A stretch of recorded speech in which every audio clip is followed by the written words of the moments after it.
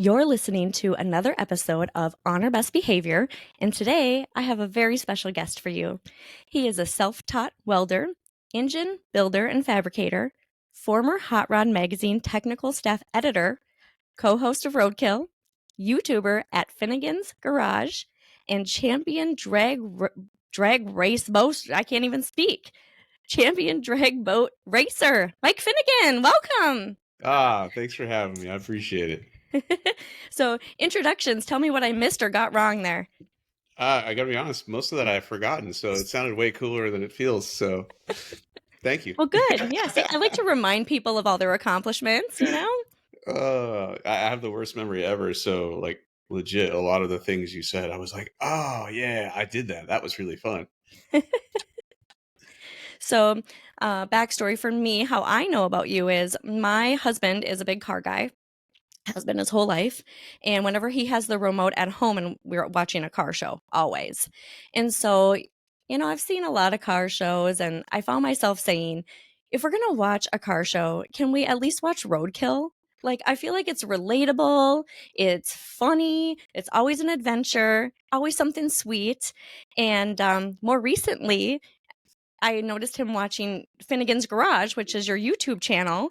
And I'm like, hey, is that Finnegan from Roadkill? Why is he opening a bunch of packages? What is he doing? And he's like, oh, yeah, he does this too. So I love that. I'm so glad to hear that. Yeah, for a while I had 4 jobs, and I'm down to 3 now because I was just Woo! kind of burning out a little bit. But yeah, I still do Roadkill every month. It's one of the few, might be the only Motor Trend show still that doesn't have real seasons. Like, we don't ever shut down. Yeah. We do a new episode every month.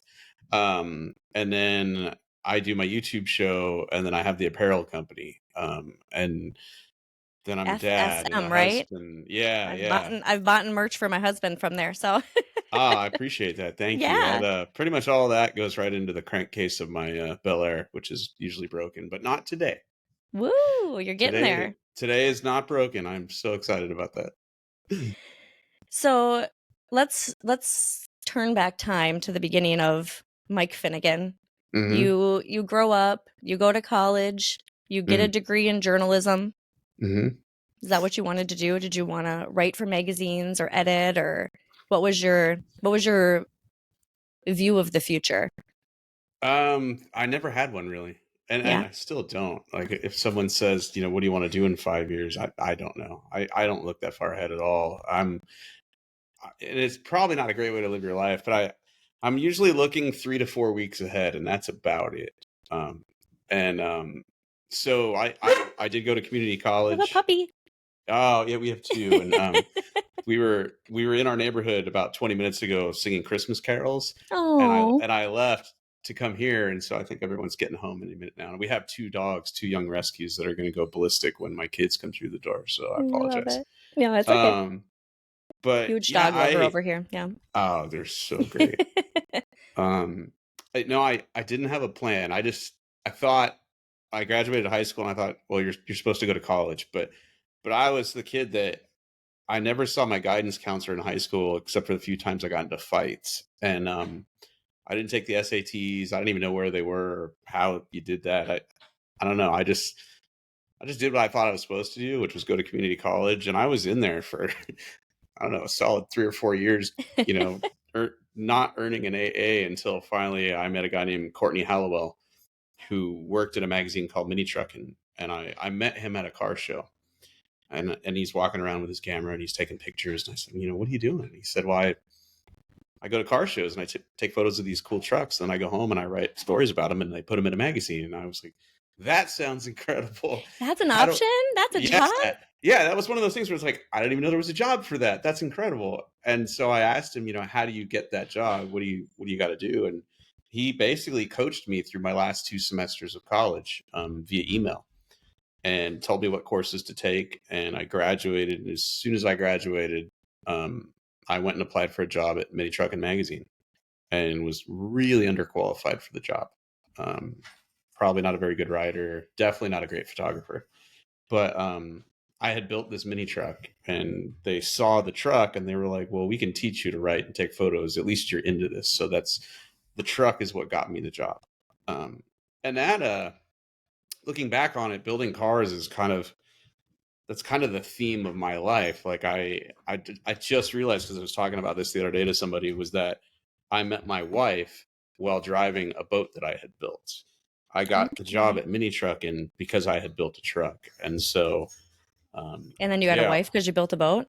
yeah. I literally built a boat and was driving the boat, and my wife was just sitting on the shore of the Colorado River with some friends whose boat had broken down, and so I gave her a boat ride, and then that was it. She fell in love with me because, why wouldn't you? Yeah. And did you fix their boat too? No, I just left them Okay. there, and I Okay. took the Took girls for her, a yeah. ride. Yeah, I took the three girls for a ride and left the dude to work on his boat. And you're Um, like, okay, of you three, I pick you to be my forever. Welcome. yeah, she was really cool. Still is. Um, so yeah, no plan at any given moment. I'm just like, whatever's in front of me, that's what I'm doing, and then maybe a few weeks after that, but not really further than that. So I always ask people about their like what made them decide what path they wanted to go on, because I do this podcast with my son and he is 14, almost 15, and that is a Ah, constant conversation in our household is, what are you going to do when you grow up? What are you going to be when you grow up? And I, to this day, as a grown woman who has a job with kids that I'm trying to like get them to figure out what they want to do, like I still don't know what I would want to be when I grew up if I could start all over, right? That's a challenging question, and like you said, you don't even know what half of the jobs in the world are. Like, oh, that's an mhm. option, I didn't even know that. So I always like to kind of know how people get their start so that I can like show my kids, like, see, this is how this person did it, this is how this person did it. So that is Yeah, super interesting to me that that's how it all worked out for you. and I don't think it's a bad idea to, early on figure out the path if you can do that. But my parents were fairly successful people, and they were on a path, and they were savers, and that generation, I think, baby boomers, I guess is what you'd call them. Yeah. They were, you know get a job, get married, have kids, you know retire, hopefully. Yeah, live And happily ever after, yep. Right, and that just didn't work for me. I did everything later. I had kids later. I got married later. I and to be honest, I'm real big on experiences, because I figure, you're born, you live, you pass away. In between there, have as many memories as you can, make as many memories as you can. None of this, the cars and whatever, none of that stuff's coming with me. Right. And so My godfather used to always tell me, "It's just paper, Kelly, you can't take it with you when you go." you really can't. And people say that all the time, but I think a lot of people get caught up in whatever they think success is. And I think most people are wrong about what real success is, and it has nothing to do with money. You need enough to feed yourself and stay warm during the winter, and whatnot. Everything else after that is just, what kind of memories can you make, and how much money do you need for those memories to happen? Because my dad is a great example of why I live this way. Is he saved his whole life. He worked 6 days a week, rarely took a vacation, and when it was time for him to retire, he found out he had Parkinson's. And I then know. he did all the things that are on paper right, but he really didn't get to start enjoying whatever retirement would have looked like, because it was too late. And so I just look at him and I'm like, I'm not waiting. Yeah. I'll make sure my kids have a roof over their head, but beyond that, there's not going to be any money for them. Dad had a lot of fun, don't worry. There's really not. There might be some crappy old cars. Good luck. Go ahead and sell them, whatever you want to do. But mom and dad are going to have a lot of fun while we're together and we're able, because that's the other thing Right. is like, the older you get, you know, the less physically able you are to do things that, you once enjoyed or that you could And you enjoy. just don't know, right? You don't know how much time you have and you don't know what's gonna happen. Right, right. So I'm a big believer in talk to everybody. Don't say no to a lot of things unless they'll kill you or send you to jail. Go ride a jet ski. Go snowboard down a mountain. Just do whatever you can to make as many memories as you can. And if that involves cars, awesome. Cars are great. Yeah. But, you know, I don't know. So I'm gonna I screw feel your like, kid's oh, life go ahead. all up if he listens No, to no, this. no. I mean, I would agree with all the. I think that's very good advice. But I also like maybe I'm a little bit like your parents, where I'm like, okay, well, it's good to live life like that, but also have like a backup plan. Maybe is okay. Well, I'm not saying don't be a productive member of the household. Here's the thing: it's like college isn't for everybody. I'm going to teach my kids if they want to how to weld, Yeah. and then no matter where you are in the world or what's going on in your life, you have something that can earn you money and pretty good money, Mm-hmm. and so even if you don't know what you want to be when you grow up, if you can learn some sort of trade, some sort of skill, you'll be fine. Your whole life, Right. you'll be fine. You'll have a way to earn money so that you can go make those memories. Yeah, All right. So, Hot Rod Magazine. All the yeah. car guys that I know, dream job to work at Hot Mm. Rod Magazine. How did you land that gig? Um, wow. That's another don't say no thing. I had Unless I it's drugs, got kids. Say no to drugs, but everything else can be a yeah. yes. Again, there's steps to this. If it'll kill you or land you in jail, Yes, right. Like you said, that's true. just say no to It that. still fits that. Yeah. Right. But Hot Rod came about because I had gotten the job at Mini Trucking Magazine, and then I worked there, I think, for 2 years, learned everything I thought I could, and then I moved to Off Road Magazine and started learning about off-road trucks. Had a lot of fun there, and then I moved to Hot Boat Magazine and learned what I could there, and I just kept moving around, and it really none of it was really financially motivated. It was just what can I learn? Okay.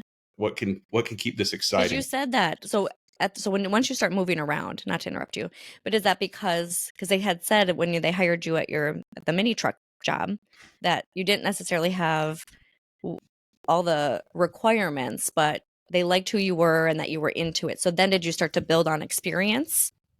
Yeah, well, what happens is, you start working for mini trucking, and the recipe to build a mini truck is pretty standard. You lower it, you put wheels on it, you paint it, you do a big stereo, and after you write enough articles about trucks that are built that way, you realize they're pretty similar, and you don't want to write another article about a truck that just might be a different color, might be the only thing that separated it from the last one. And so then I went to Off-Road Magazine and learned about long travel suspensions and different ways to fabricate things, and that was exciting. And then after that, it was like, okay, I just kept moving every few years just so I could learn more, because the stuff just fascinates me. It's what keeps me up at night. I'll wake up from a dead sleep and go, I want to learn this. I know how to try this. I just figured out how to fix that thing on my car, and that's where my passion is problem solving and learning skills on cars. And so eventually I landed at Sport Truck Magazine as the editor, which was pretty cool, and a really good staff of that magazine. And I was there 3 or 4 years. And then the company that owned the magazine shut the magazine down, laid off the entire staff, um, which is weird because we were profitable at the time, but they just shut us down. And so we all got laid off. And for about, I don't know, 4 hours, I was pretty bummed out about it. And then I was like, well, I'm just going to go get another job and go do something else. And I got a call from somebody that knew David Freiberger, who was the editor at Hot Rod Magazine. And they told me Freiberger was looking for a staff editor. And I was like, that's me. I'm there. Like I knew I could learn from David Freiberger. I knew that, Hot Rod Magazine was cool because you could hot rod anything. While I was there, I wrote Yeah. about rototiller racing. I That's wrote, awesome. yeah, in Arkansas, they race I rototillers. didn't It's even know that. ridiculous. I wrote an article about, I think it was belt sander racing, like literal Gee, construction tools. Like, you could literally write about anything in that magazine. It was fantastic. And I stayed there for, oh man, I don't know how long I was there. basically I stayed there through the first 2 years of Roadkill, and then Roadkill had me so busy that finally I had to quit Hot Rod and just do Roadkill because Roadkill was super fun, and then it took over my life. So So, how did the concept of roadkill transpire? What role did you have in its birth?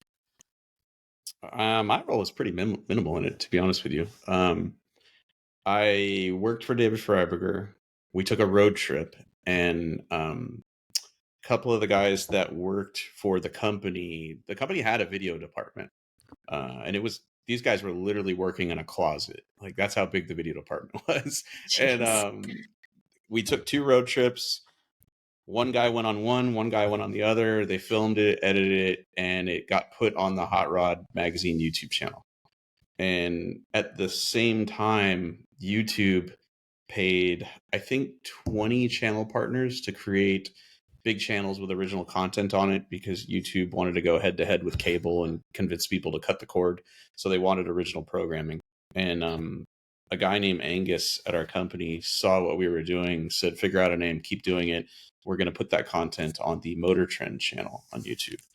And that was how Roadkill was born. We were still editors at Hot Rod Magazine Monday through Friday, and on the weekends we just went and filmed videos. And there was no plan. We didn't know what the show was. We didn't know what to do. We just were going to film the things we would be doing regardless of whether or not it was Okay. our jobs. And so we just suddenly we had a little bit of money to buy cars and fix them up and road trip, and it was just freedom. It was like, well, no one's telling us what this is supposed to be about, so we're just going to go do what we think is cool. And that's how Roadkill was born. Okay. I So was then, literally in right place, right time. That's all it was. yeah. So were they giving you like a budget to spend on the show? Yeah, and I don't know what it was because I wasn't in charge. Yeah. Um, but I mean, that's a pretty fun part, like show up and have fun. yeah, I mean that there's a lot of freedom there. To this day, like I most of the time, unless it's my idea for the episode or they ask me to figure out the car, where we're going, or whatever it is, a lot of the times I just show up. Like the last episode, I picked where we were going, and then Freiberger picked the car. Oh, So I just funny. showed up not knowing what we're gonna do, and Freiberger bought a boat car, and we road tripped it through the dead of winter in Missouri and froze our nuts Which, off. yeah, I was gonna say sometimes it doesn't always look fun, but at least you guys do laugh a lot, you know? Oh, even the ones that there are people that are like that couldn't have been fun. I'm like, no, dude, I enjoyed it. It was just the torture you get so cold and the torture gets so bad that you can't do anything but laugh. Like that, the last one, it was a Nissan Versa, just piece of crap compact car that somebody stuck a late 50s boat body on top of. So it had no windows and no roof. And I had 5 layers of clothes on and just Yeah. couldn't stay warm. There was nothing I could do. I was not going to stay warm. And so you're just driving down the highway laughing because there's nothing else you can do about it. You have to get Getting mad there. isn't gonna change the situation. That's true. No, no, no. Laughter's a good coping mechanism. So, um, but yeah, a lot of times that's just how it goes, you know? I think that is, yeah, I just really love the concept of roadkill. And as somebody who is, I'm not personally into cars, but it has kind of consumed my life with the people that I've chose to be in it. And yeah, it's very fascinating. And I think that what I like about roadkill is somebody who that's really not my thing, but I still enjoy watching that show. Yeah, I don't think you have to be a car person at all to Yeah, watch the that's why I show. like In fact, it. a lot of people, that's been the coolest compliment is I've had so many people tell me because in the beginning when it was on just on YouTube, it was kids watching it, like 5-year-old Yeah. kids. And I'd meet these parents in real life and they would tell me, I didn't think I was a car guy, but my kid got me watching this. And now I just went out and bought an old Chevelle and we're putting a carburetor on it this weekend. And you guys made me realize that I can do this too. And I said, yeah, you can. I'm like, I'm not professionally trained in any of this stuff. And I screw stuff up all the time, and but we're not building rockets here. We're not curing cancer. Like if you do it wrong, in most cases, you're probably not going to die. So, Yeah. pick Or up a go to wrench. jail. Yeah. Yeah. So pick up a wrench, get some friends, learn something new, have fun. Yeah. And I think that's awesome, like, the guys with the kids, and the kids are watching the show, and then they're like, "Hey, dad, we wanna do this," and then that's giving them a bonding experience or something to learn together even. Yeah, yeah. Yeah. That's the best. If Roadkill has any kind of legacy, that's what I hope it is that it got kids and parents to hang out again and maybe think cars are cool. And I wanna say I've seen in episodes where you guys will, like, call out, like, "Hey, we're in this area, we're stuck, we need this part," or "We need help with this," or whatever, whatever, and people will come and help, and I think that's cool that you have, just kind of got the public involved with what you're doing as well and making them feel part of something special. Oh, dude, that's a lot of people, especially now, will criticize the internet, and social media, and to a large degree, they're right about most of what they're saying. But there's still really fantastic connections with people that happen as a result of that. You don't even have to be somebody on television, thanks to the internet. If you're broke down Yeah. somewhere and you need an oddball part, you just find the right Facebook group and somebody's going to help you. Somebody's been in your situation, knows what you're going through, knows what you're feeling right now, and they're going to help you. So I love the internet for that. Yeah. I I agree with that. I always think I'm older, so when I was in high school, there was no internet or even cell phones. So, yeah, I think there can be a lot of negative with the internet, but there also can be a lot of positive if people use it in the right light, right? Oh, yeah, totally. I mean, when I was in high school, you and I are probably close to the same age. You basically, if you went on a road trip, you were like a pirate. You'd print out like 3 pages of Yes. MapQuest and hit the We road were with a just treasure talking about map that. and hope the hell you got there. Like, you know, every now and again, I've told Freiberger this. I'm like, I want to do an episode where we don't have smartphones at all. Yeah. We have a Thomas guide and some tools and nothing else because it's very cool to have all that knowledge and power in the palm of your hand, but it's also made us soft. And I mean everybody, including the guys that do Roadkill. Like, it's too easy now to get yourself out of a jam with a smartphone. And I'm a big believer that at some point the world needs to know how to make the things, not just play with the things. Someone needs to be able to fix the hardware to go with all the software we're enjoying right now. And so hopefully people learn a lot of skills. And I was just talking to my friend last night actually about this, and I'm like, do you remember when back in the day when you'd have to like print off your instructions off of the internet, like on Yahoo Maps or whatever, and then you're trying to read like the directions in the dark, then you can't Mhm. even see the street signs. You have no idea where you are. If you got lost, like you had to try to locate a payphone, hope that you Mhm. had some quarters, and hope that you were in an okay part of the neighborhood. So that's Oh, I'm like, it's a kids never miracle. have to worry about that anymore. Oh yeah, we've got tracking chips in kids now, and I mean, like, the idea that people still get lost now just blows my mind. you know, Well, like, people even get lost all the time, and they come down yeah, my street oh, do because they? my street at one point was a highway long time ago, Oh, and okay. now it's not a highway.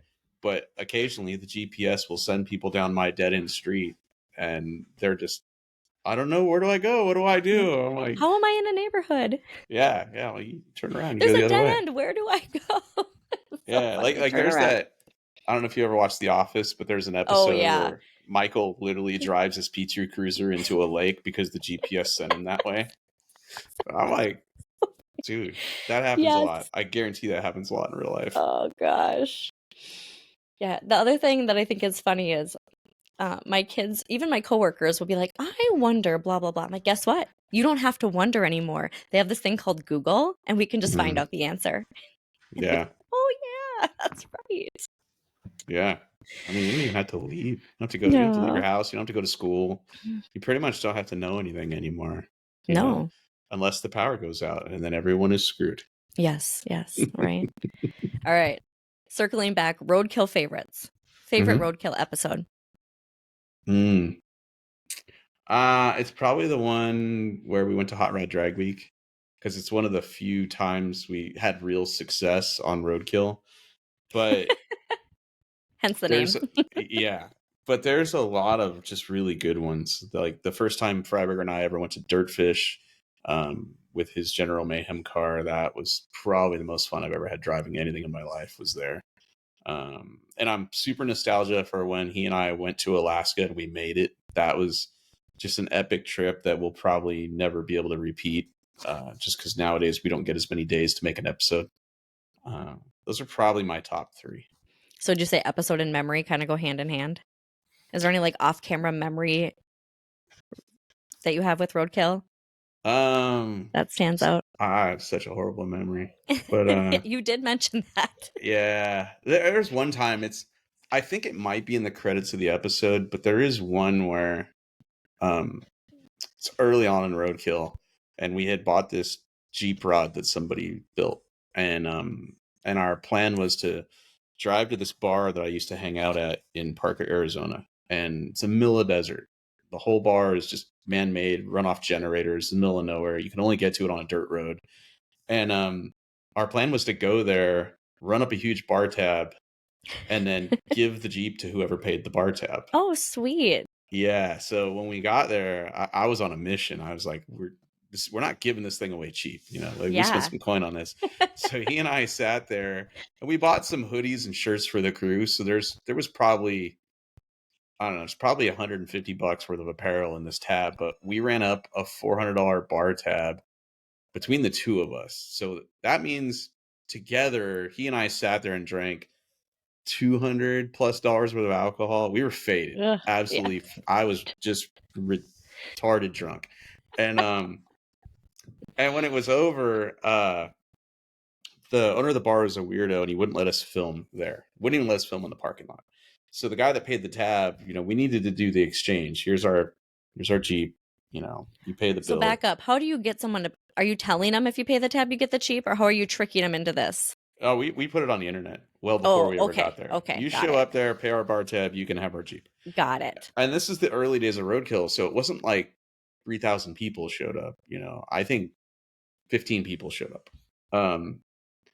And this one guy follows us to a location like a mile down the road. We didn't drive the Jeep because we were drunk, but I ended up getting a ride to the location in the back of this Ford Super Duty, which is driven by this dude's wife or girlfriend, I forget what. And there's like a newborn baby in the back seat next to me, and some guy riding shotgun up front. And as we're driving down this dirt road, the guy riding shotgun's just firing a pistol into the air, into the canyon walls in the desert. There's this baby riding in the back who's kind of crying, kind of not. I'm trying to chill the baby out. So the baby's grabbing my dirty finger, holding on to my finger. There's guns going off. I'm drunk. Like, oh my all gosh, this is happening, right? Is this real? Am I dreaming? No, this is real. This really happened. And then so we get there, we make the exchange, we film the end of the episode, and then the video crew has to, pack up all their gear. And now we don't have our Jeep anymore, so we're going to ride home with them in their van. There's only two of them, and there's plenty of room for Freiberger and I. But as we're sitting there, Freiberger and I are watching them pack, and we're kind of sitting up on a bluff overlooking this minivan down below, and we're watching the sunset, and we're drunk. And I don't know what happens, but like when guys just sit around and are bored, they start throwing rocks. And because we were drunk, we decided to throw rocks to see who could land the rocks on top of the minivan. But the problem with that was, the guys were there trying to load their gear into the minivan. So we're basically throwing rocks at these guys, which is not cool. And nobody gets hurt, but we upset them, rightly so. They're like, who invited these assholes? Right. These assholes are drunk. They're throwing rocks at our rented minivan. And so by the time it's time to go, they're upset with us. So we pile in the van, and on the way out of this dirt road, it blows a tire. Well, they're so mad. They're like, you idiots you're changing this tire. We're not changing it. So well, that was smart. You should know how to do that. Oh, yeah. Well, so the problem is it's an import minivan. I've never worked on it. Nobody knows where the spare tire is even at. We're in a parking lot of a gas station. Freiberger's puking out the window. And I'm trying to change a minivan tire drunk. And none of this is in the episode. No. But we fixed it and we made it home. It was great. How was the next morning? I don't remember. Well, that's good. It must not have been too bad. I think it was fine. think it was fine. Uh, favorite roadkill car? Hmm. Oh. Oh, that's hard. Probably it'll be a tie. I'm gonna punk out here. It'll be the Rotson, which is a 1971 Datsun 240Z. It will be Stubby Bob, which is a 1950 Ford F6 dump truck, and Blasphemy, my Yeah, 55 Chevy. of course. It'll be one of those three. I That's like all fair. of them. I That's a wish I fair could have answer. all of those. Not even because I want to personally own them. I just don't ever want them to disappear. Like right now, Sure. the company's selling a lot of cars. They're downsizing because the fleet over the years has just grown to the point where they can't really store everything. You just have like a big warehouse full of all these roadkill cars. I haven't been to it, but I've heard there's from all the shows like Roadkill and all the other Motor Trend shows, they've just been holding on to all these cars and they're out of space and moving, and so they've been selling a bunch of stuff recently. And I've been told, I don't really know, but I've been told the really memorable ones like Stubby Bob and the Rotson aren't going anywhere, uh, and I hope not because I really like those cars a lot. You're like, talk to me before you do anything with those. I've told them that, and I don't know if they'll sell them to me or not, but I just hope they don't disappear. I don't have to own them. I just don't want them to go anywhere. They're still fun. I want to have with those things, especially the Rodson. Like we've never really made that car fast for a very long period of time. So I'd like to work on it again. So you do roadkill. Now you start up Finnegan's Garage. Mm-hmm. What triggers you to do more, and how has that channel evolved from the start to where it is now? Well, that one, I I moved to Georgia after living in California my whole life, and when I moved to Georgia, at the time I was doing Roadkill and a show called Hot Rod Garage. And Hot Rod Garage is filmed in El Segundo, California, in a studio. And so when I moved, I said I can't do that. I can't keep traveling as much as I'm traveling. So I'm gonna quit Hot Rod Garage. And once I did that, I in Georgia I had time on my hands. And right about that time, the company had migrated all their shows away from YouTube and put them on a streaming service. And I was worried when they did that. I didn't necessarily think that was the best thing they could be doing. And so I started a YouTube channel as a fallback plan, so that I could start a business for You had a myself that backup plan. that I was in control of. And I didn't have any really lofty aspirations for it. It was just I'm just going to try this because it looks fun. I didn't even know at the time that you could really make money at it. And this was 2016, I think. So I got into YouTube pretty early, and it was just me goofing around in my garage, and I've just consistently done it ever since then. Because the thing about the industry I'm in, when you do one of these shows, and we'll just call them television shows for lack of a better term, you don't really have any job security. At the end of every season, whoever owns it looks at the numbers and decides whether they want to continue it. It's not up to me whether we do another season of Roadkill. And so every year I operate as if it's going to end because it could. Mm-hmm. And it hasn't yet, thankfully. And I really enjoy doing it, but it's not up to me whether it ends. So there's no job security there. So the YouTube thing has been overwhelming to try to make it good and keep it going while being a husband and a dad and do Roadkill. And for a while I did another show called Faster with Finnegan. And I was doing all of this stuff because I was paranoid about being out of a job, basically. And Because it now was you have a fun. family, right? Now you have a family. Now you have kids. Did Right. you did you have your kids when you started Roadkill, or did that come later? No, that came later. Yeah, that's what I was wondering. Like, once you start building your family, then you kind of have to refigure your um, priorities. Oh yeah, it all changes. Like, and it changes in ways you never even imagined it would change. Like the moment I'll never forget it. The moment my first son was born, and they do that thing called skin to skin, where they just Hmm. put the baby right on the mom, and They do it keep the with the baby. dad too. Yeah. They do it with the dad. They started doing that when I had my son, and I didn't know anything about it. So my son's born, my wife's holding him, and they I cut the cord, and then I don't know, 20 or 30 minutes goes by, and all of a sudden they're like, all right, Dad, sit in this chair and take your shirt off. And I'm like, I'm married. What are you doing? And so they're like, no, What just, is this place? yeah, just chill out. You're going to hold your son. I was like, oh, cool. So I sit in the chair and I take my shirt off. And the moment that kid touched me, it was like an electric charge went through me. It was wild. I just started bawling. Mm, And I never thought I'd love anything more than my wife, and she'll probably say the same thing. But those kids are just wow, turned my world yeah. upside down. And now, You always appreciate your parents a little bit more once you have your own kids. oh yeah, turns out everything they said was mostly right. I know, damn it. Yeah. And so yeah, now everything I do is motivated by, how much time can I be at home, or how much time is this going to take away from me being home? And so I say no to a lot of experiences now that probably would be great career wise, but they take me away from my kids and my wife. And my kids are old enough now where they notice. They're Yes. eight, they're Yeah. 9 and 12. They notice. So Hmm. and so yeah, things are different now, but they're good. They're Yeah, way good. that's good. Yeah, that's good. How do you balance the fun aspects of your job and the work involved in your job? Because it can't Uh, always be fun. I mean, you make it look always fun and you do laugh through the trauma, but I real I talk. I figured out here's how you stay employed. You make sure you're passionate about what you're going to be doing. You cannot fake it. People will see right through it. And it's the flip side of that is it's like, well, if you just do things that you find fun, you don't have to fake anything. And Yeah. so um I really can't think of times where it was like, this truly sucks and I don't want to be here. I don't think it's ever really happened. Um, so I think that's why the shows last as long as it has. Sorry, dog's It's barking. okay. Somebody's at the door.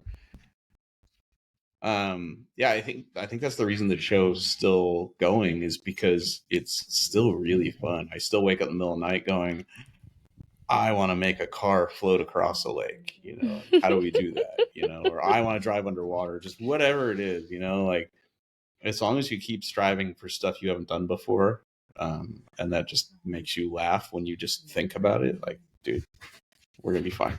Yeah. Yeah. Cars are a large and expensive hobby. Now you throw boats into the mix.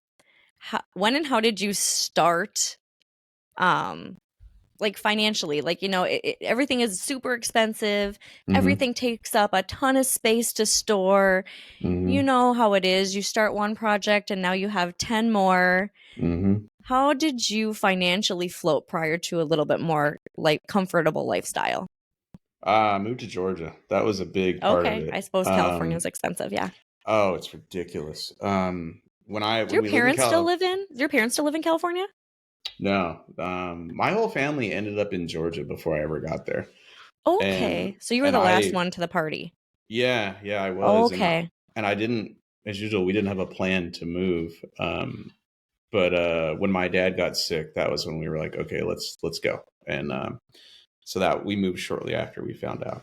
Um, but people ask it all the time, like, how do you do what you do? And the truth is, for a long time I had 4 jobs, down to 3 now. But it's just cheaper to live here. The house that I live in, the mortgage on that house costs the same as the rent on my apartment in California. Um, I was in California 3 weeks ago, and 87 octane gas was almost $6 a gallon. I paid 265 last week for gas here in Woo, town. yeah. That's It's like just that's like BOGO. right. Buy a gallon, get a gallon free. Yeah. It's wildly different here, the cost of living. And then I do a lot of this stuff myself. Um, and, and that's really how, in the beginning of Roadkill and when I lived in California, I had one truck and I had a boat. Those were the only projects I had. And when I wanted to do another one, I sold something, so I sold my Yeah. boat. And now, I've worked hard enough, and stuff has come across projects that, were fairly inexpensive, that now I have a lot of junk cars here that don't run, and then I have some nice stuff now, but I don't think you're ever going to see me go out and buy a Ferrari or a supercar, or that's just not me. Not your jam. I usually don't even buy new things. I've I had a used trailer for a while before I ever bought a new one. Yeah, you just got a new trailer. First time Yeah, ever. yeah, and that was that was weird, to buy something brand new, and as soon as I got home and tried to register it, I realized why I don't usually buy new things. I got taxed for it. It was like, Oh, I damn. know. Um, so yeah, I usually buy used stuff. And like you said, just take your time and work on it and learn a lot of stuff on your own. Yeah, and that was the big thing for me was I couldn't, when I was younger, I couldn't afford to pay anyone to do anything, so I just bought books and learned. Um, YouTube wasn't really around, so I wasn't watching how-to videos on how to build engines. I learned from other people, and I built my own engines and blew them up and learned the hard way how to do a lot of this stuff. And that's how I funded going racing and drag boats and stuff like that. Yeah. Well, I was the guy that when I got to the racetrack, I was flat broke and I wasn't buying anybody beers at the bar. My friends still give me crap for that. oh, And I didn't have any money to party. All I could do was right. make the boat run. So now when I see them all, I try to buy as many drinks as I can because I'm making up for all the times I Yes. didn't. You're like, see, I don't forget. I remember. Yes. Yes. I was gonna say something about that, but yeah, my mind just kind of it leaves and it never comes back. But No, it's all right, tell me about Blasphemy because mm. that's your pride and joy, right? Yeah, that's the one that I think out of all the cars, that's the one that will stay in the Finnegan family. Or at least my kids will get it. What they do with it, I have no idea. I probably won't be around for it, but You yeah, just got that's that. You just got that thing like running to go fast, and you're happy. You're excited about it, right? yeah. To be honest, I was most happy to pick my kid up from school in it. That was really Yeah. fun. It's currently not fast. Okay. And for a number of reasons. It's been to the drag strip I think twice in the last month. And it's ran, when I say it's not fast, it's ran pretty good. It's run 877 in the quarter mile, which Oh, is fast. yeah. It is. It's Yeah. not how fast I want it to be, which is why I say it's not fast. But there's a lot of potential there. I just need time to like iron out some problems that the car's got with mostly with the suspension, and I broke the trans in half at one point, which was fun. Oh. My husband wanted me to ask you, how is the Cadillac coming along? Mm.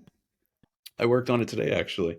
I am currently building the headers for it. I built the turbos are mounted, and I built on the driver's side of the motor today. I built primary tube number 7 and number 5, and I was working on number 3 when it was time to go Christmas caroling.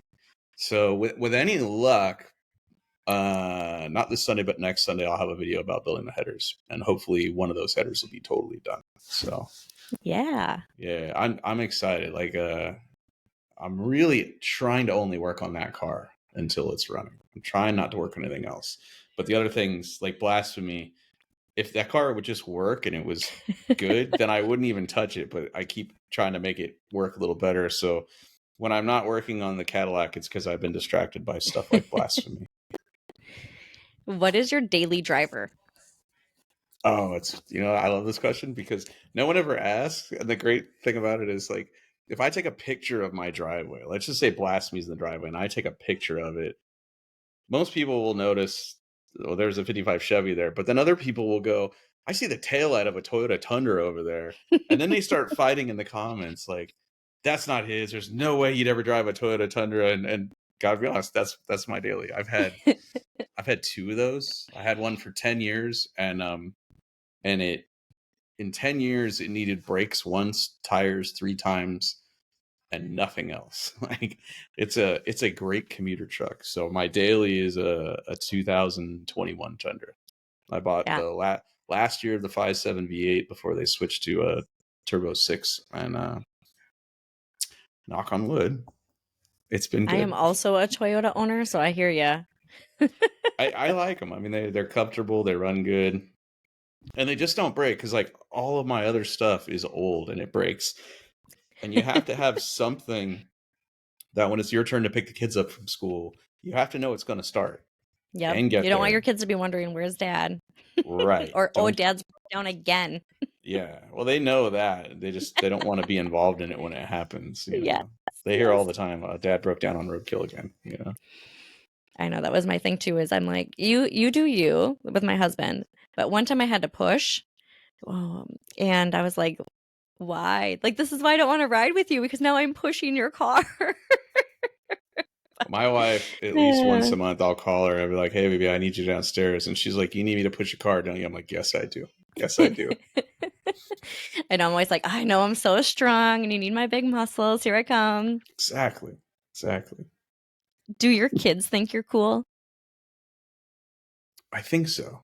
Yeah. I don't know. I don't usually ask them, but my youngest loves Blasphemy, and he will ask for rides to school in Blasphemy. He No. loves it. And my oldest has already called dibs on my Toyota mini truck.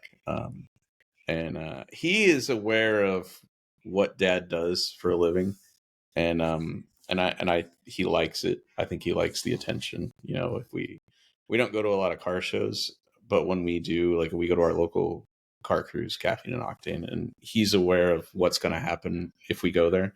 And I People are think going to come up to you. Yeah. yeah, and I think he likes that. Oh. But as far as how long that's going to last for them, they're about to be teenagers. I might not be cool anymore. Yeah. You never know, right? I keep waiting for him to just be like, "Oh, Dad, don't bring that loud, crappy, stinky car to my school again." Right now, my youngest is at an age where the steering wheel comes off Blasphemy, and he thinks that's cool. His Yes. classmates, I let him sit in the car. They like to take the steering wheel on and off. So We used to have an old El Camino, and my husband would go pick up my kid from school, our kid from school, and then any of the kids would be like, "Who else wants a ride home? Jump in the back!" And they would love that. oh yeah. And we'd be like, "Are you embarrassed? Does it embarrass you when you get picked up in the El Camino?" And we're like, "Just get in the back end." And he's like, "No, it's cool, and all my friends love it." Oh, that's awesome. Oh, all right, Finnegan. Is there anything else you want to share? I don't have any pants on. No, I'm kidding. I was like, I thought about that, but I'm like, just in case I have to get up, I don't want to be in that situation. I'm kidding. Fully clothed. No, I'm cool. Okay. Cool. And then I know you said you only live day by day, but what's next for you? Anything you're looking forward to? I am looking forward to doing a little bit of drag boat racing next year. I am looking forward to going to a drag and drive event in Blasphemy. I don't know when either of those things are going to happen. So you'll just keep looking forward to them. Yeah, just keep my head down, keep working on both of those things. At some point, hopefully I get to drive them. And other than that, make more memories. I love it. Thank you so much for your time and coming on the podcast and talking with me. This was a great opportunity. And my family's going to be jealous that I'm the only one who got to meet you. Oh, well, thank you, dude. I appreciate My it. husband is coaching basketball right now. And I'm like, well, I'll show you the video. Oh, man. Well, thank you very much for having me. I really enjoyed it. Absolutely. Thank you so much. You have a great night. Merry Christmas. Merry Christmas.